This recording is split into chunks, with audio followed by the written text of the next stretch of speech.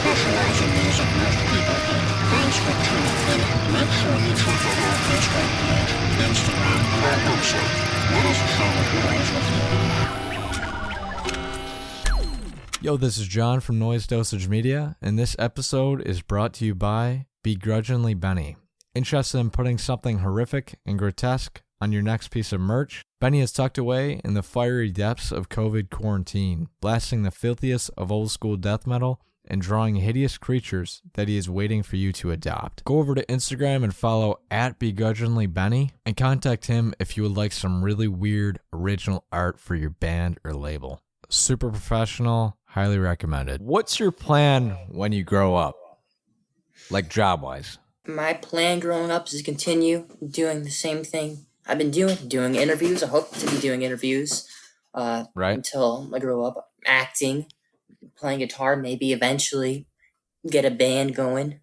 So that's what I see in my future. Right. I mean, you got a whole lot of, connections now. Metallica, come on, man. Yeah. So the band thing, what are you thinking? What type of music? Ooh, man, I can literally go either way. I can either do a crazy death metal band or just a solo acoustic style guitar.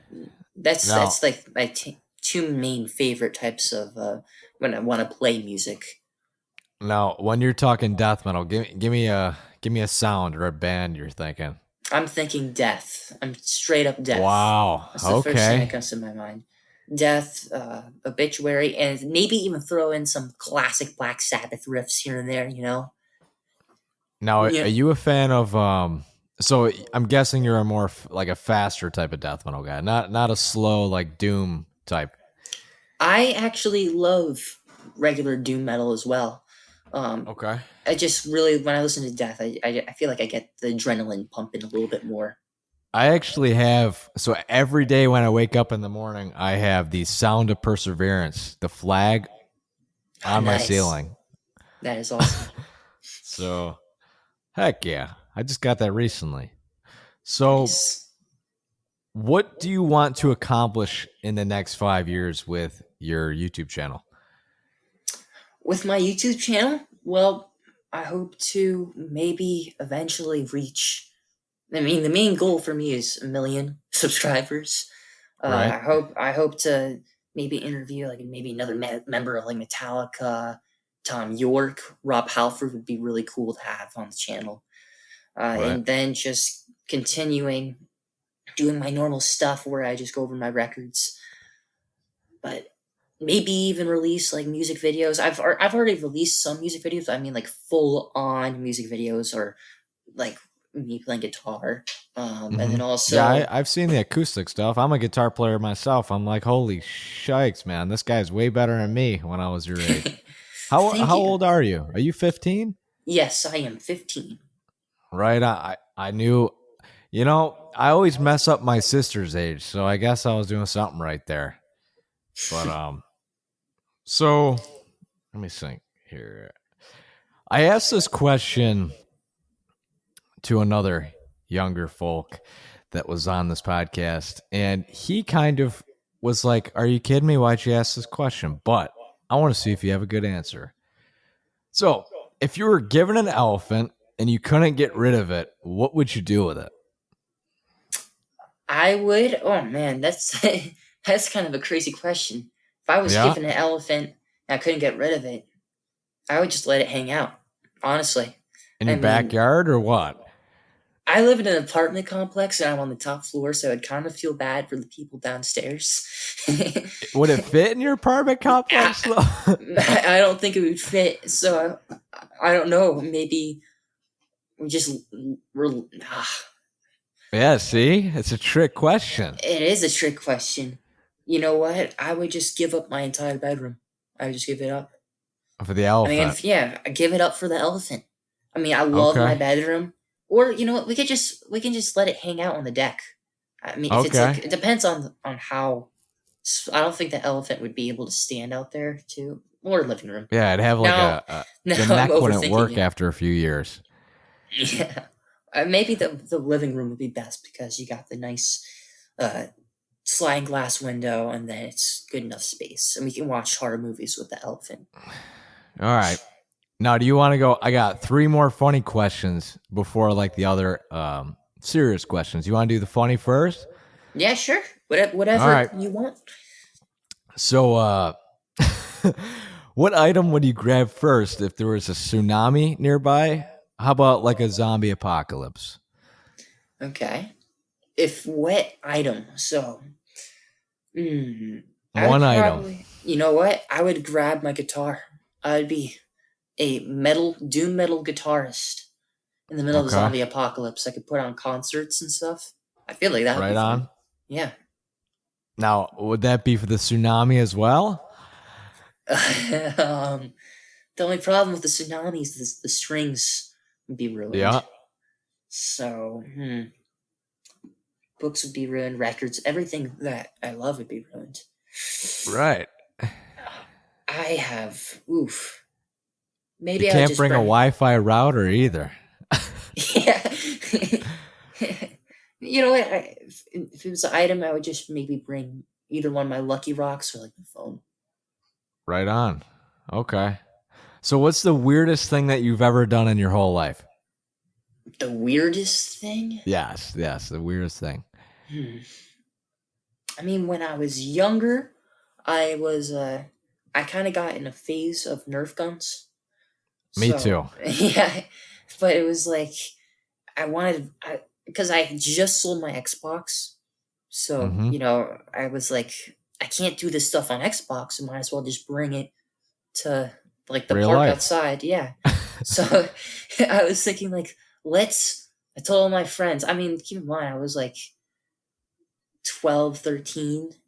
And I was like, guys, we got to have a full-on Nerf battle at all times. Go to the park. It's the best thing that you could possibly do. And right. At that, I was big into paintball back in the day.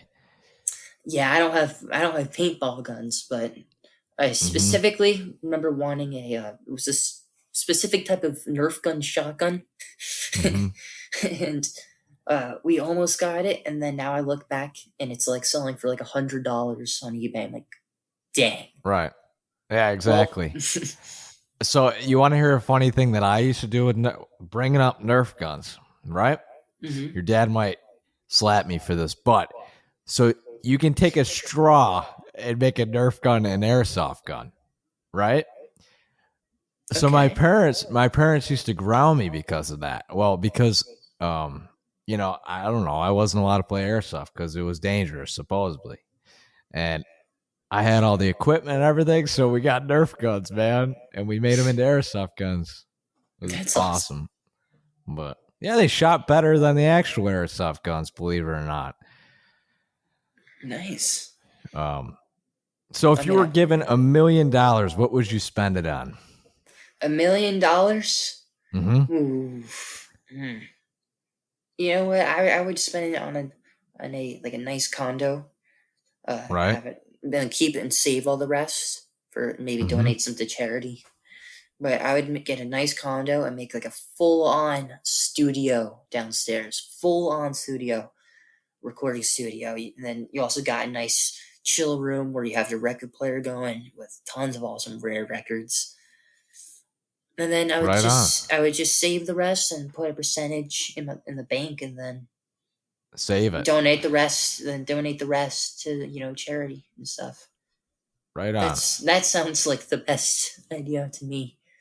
That's like one of my goals in life is to create. I mean, like I have a apartment studio, if you'd call it that. Like, I got 4 studio speakers. I've got all the equipment to do it, but I can't track drums, so it's not a full studio. Yeah. So I don't know. That's definitely a goal of mine. Nice. So, all right, back on track of the serious questions. Ready. So how did you actually get into interviewing bands? Well, when I was younger, my parents have had a little punk people business before I started doing the interviews. So they would sell paintings at horror conventions, and we'd always meet these awesome celebrities signing there. And we're like, you know what? Let's take advantage of this. And I've Mm-hmm. always wanted to be like a vlogger on YouTube, and I was always watching YouTube, and I just became a huge fan. And I was like, yes, let's do that. And we ended up doing it, and with a lot of hard work, doing as many interviews as we can. Now we got a little bit of a following, and I'm pretty psyched on it. It's so cool. Like, I mean, like I just got into interviewing. I mean, I think you are my 53rd interview. Dang. I just started this in the beginning of COVID-19. Nice. So you've been grinding. Yeah, I mean, I've done a lot. I mean, when it first started, I did an episode every day. It was like a goal of mine. I'm like, I'm not sitting around, I'm doing something. So we made it happen, So yeah, you just gotta do it. Right. Just do it. My thing is, when shows start happening and national bands come around, I do want to do what you do, kind of like a in-person interview. Yeah. I've never done that. I mean, I definitely got better. I was never a very good public speaker. I don't know. Mm-hmm. How about you? Were you good at speaking to people before it? Well, yeah, speaking before it, I was a little shy. I wasn't the best at speaking. But I've gotten better. Right. Like, I don't know, like 2 years ago, like I was horrible. Even when I had a boss, I don't know. I just always like stuttered when I got nervous and all that crap. Yeah. So, but now I feel like I could talk to anybody, I don't know about you. You talked to James, so. That interview, I was very, very nervous because it's James Hetfield. How'd you shake it off? I mean, we were put in the waiting room for a little while. We went to MetLife Stadium, mm-hmm. and then I was like, I just got so nervous, and we were in the room. They put us there, and we were waiting for James Hetfield, and we kept over and over again hearing people walking by, and we're like, "Is that James? Is that James?" Was that James? But I couldn't hold in my nervousness that entire time. I feel like that's like one of the most nervous moments of my entire life, just sitting in that room waiting for him. And then seeing him, I was like, oh my God, this is a metal god right in front of me. Right. You're like, I have to talk to this dude. Yeah. But the thing is when I get interviews going right when they start, all the nervousness goes away. You're like, now it's time. Let's do this. Let's get right into it. I think the best part about you, and I've learned this myself, I mean, like, you have to start the interview interesting. And if you don't, like, the people are going to be like, all right, I guess this is an interview. And you're like, what's up? This is Elliott, and we're going to do this. So props to you. Thank you. I love that. Let's see. So you already answered that question. So other than James Hetfield, what would you say like the most nerve-wracking interview you've ever had? I would say either Ice-T and Ernie C for Body Count, or Tom Araya. Between those two, and then also the Jay Wine. I mean, the nervousness is from Pantera. Phil, I was definitely very nervous, but he was such a cool dude. Like from the get-go, he definitely seems makes me feel warm inside when he speaks. Right. So like I got very confident. He was a really cool dude. Hell yeah. I would say it's between Jay Weinberg, Body Count, and Tom Araya. So, which is this is something funny about this podcast. So my goal by the end of me, like within the next, I don't know, I don't know how long it's going to last, this podcast, but I want to talk to freaking Corpse Grinder, and you already did, man. He was so awesome to speak to. He's awesome. Yeah, he's one of my favorite people in metal, definitely. So my hometown is Buffalo, right? Mm-hmm. So that's where Cannibal Corpse got started. And, since then I'm like, dude, I have to. Yeah, So you have a special place in your heart. yeah, I'm Cannibal like shit, Corpse. man. Well, I can't count on anything else than death metal coming. Buffalo Bills suck. The Sabres suck. Football team, everything. I think the Bills are actually a good team, honestly. You think the Bills are good? Yeah, I actually like them. They got a very good defense. Josh Allen looks really good. He brought the team to the playoffs. I mean, he's developing. I feel like the team has a good future. And Hell yeah. didn't you guys also get Stephon Diggs too? I'm not a big football watcher. I just go for the parties. Do you see those videos in the beginning of the Buffalo Bills shows? I'm pretty sure probably. I probably It's saw the them. crazy Buffalo Bills fans drinking before because they just know it's going to be a lose. Yeah, that's where I'd hang out if I went to a Bills game. But I'm not a big football guy. Yeah, So, I'm a huge football fan. Like to the point yep. where I kind of annoy people sometimes if I talk too much about it, so I have to stop myself. Well, I see. My thing was I had an old boss that the only thing he talked about was that what the heck was it? It was this thing on their phone. What the heck? It had something to do with football. Fantasy But football? yes, thank you. That's anytime I'd sit at lunch, they'd be talking about fantasy football, and I'm just like, I have no idea what these guys are talking about, man. Yeah, fantasy football is uncharted territory for me. I don't think I want to step into that. I Right, thought about it at one point. I'm like, nah, I'm gonna hold off right. because that's So we when got you get too involved. yeah, exactly. I couldn't even have a conversation with him. But anyway, so we got 3 more questions. So you're quite an acoustic guitar player. Do you take lessons? Are you self-taught? Who has pushed you into playing an instrument? My dad teaches me some things, and sometimes I go on YouTube and learn some things myself. And my dad has taught me most of the acoustic finger picking, Mm-hmm. uh, classical stuff, which I love, and then pushing me pretty much myself and then my parents, combined Right. force. Because I've always loved guitar. I mean, I was named after Elliott Smith, so acoustic guitar wasn't that hard for me Right to on. get into. Because I'm like, man, I love Elliott Smith, and I'm even freaking named after him. I have to be playing acoustic guitar, you know. Right. No, that's So awesome. My father got me into it too. I when I was like, I don't know, 12, I think. I feel old now thinking back.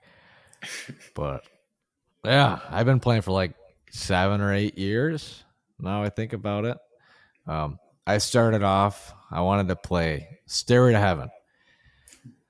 nice, That was my goal, and I did it. And then I hell wanted yeah, to play One by Metallica. Those two songs got me into guitar music. So, both great songs. right. What's your favorite Metallica album? My favorite Metallica album.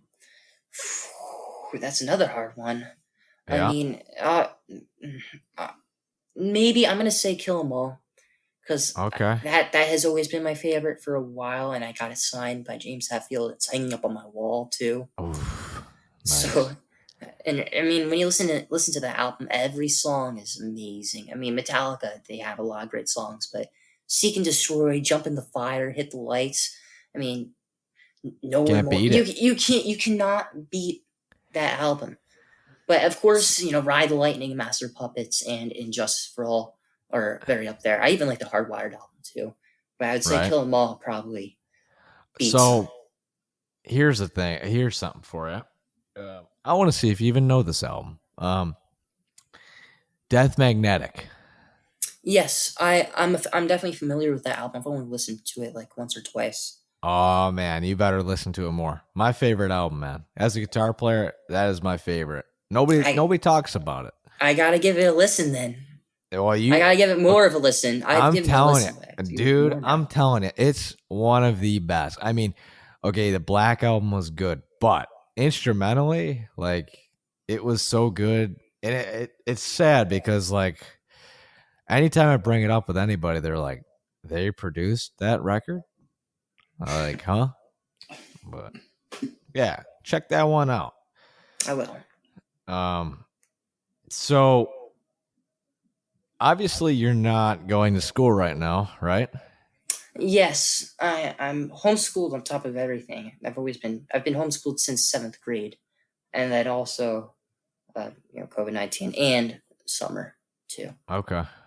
All right. Well, that defeats my question. Well, kind of. What have you been doing other than like doing interviews and stuff like that?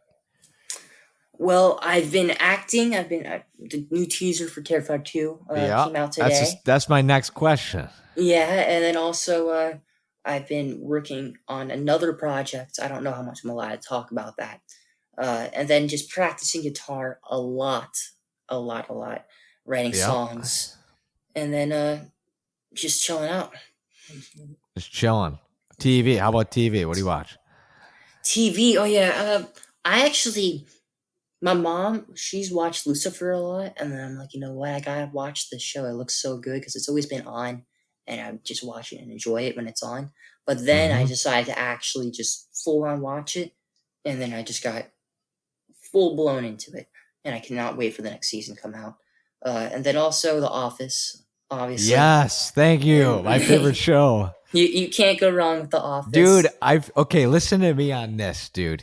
So Dwight Schrute, man, I've tried to, okay, he's seen my messages. I know he's seen the messages because like like let me just put it this way. I see him seeing the messages, but he's like he doesn't want to do the podcast. I'm like, motherfucker, dude, it'd be so cool. that would be an awesome interview. I don't know how he'd be, if he'd act like The Office or he'd be like I don't know. If it was He's an in-person interview, I would say like at the very beginning, like he's doing one of his weird farming things at the very beginning, in character, and you find him.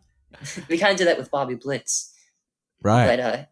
but Dwight Schrute would be an awesome interview. Well, maybe if you contact him, he'll do it.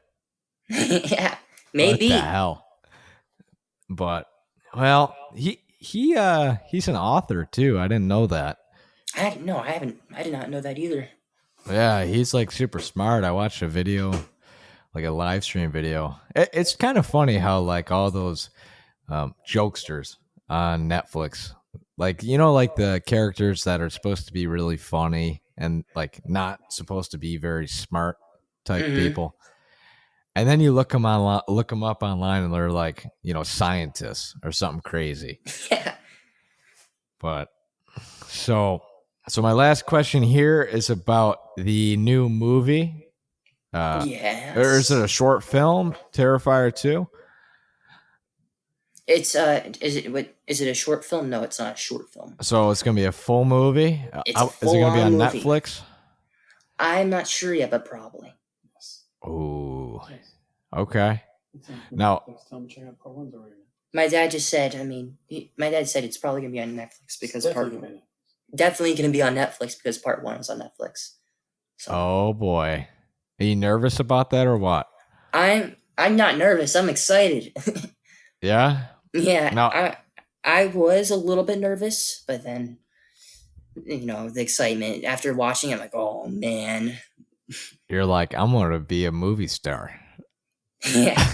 That'd be awesome. Yeah, you talked to Stranger Things, right? I forgot his name. Gayton, yeah. Yeah, Gayton. He's a pretty good actor, man. Yeah, he is. He's a cool dude too. So, what could you shed some light on that movie? I'm a big horror film guy, so I don't know how much I can say, but it's okay. Don't worry. Yeah, but I think it's gonna be. I think you guys are all gonna absolutely love it. That's all I can. That's all I know. I can say. I think it's gonna be better than the first one, and the first one was incredible. But a lot of people were asking about like the story and stuff, and I feel like this one goes more into that. Okay. Heck yeah. When is it? I don't know if you could say that. When is it supposed to drop? It was originally supposed to drop this October, but with COVID-19, I'm not really sure when it's going to actually exactly release. Okay. Hell yeah. So at the end of these, I like to just kind of let you go free reign. Anything you got to like promote or whatever, just spill it. Okay, make sure you check out our YouTube channel at Little Punk People on YouTube, and then also our Facebook and Instagram is at Little Punk People as well. And then I have my own personal Instagram too at Elliott Fulham. And also, if you want to see the teaser, make sure you go on Damien Leone's YouTube page because it's on there too. Right on.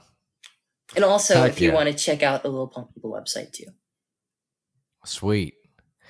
All right, Elliott, I'm going to give you a 10 out of 10 interview. I've done some really bad interviews, and you're probably one of the best. So Awesome. Thank you so much, man. You deserve an award.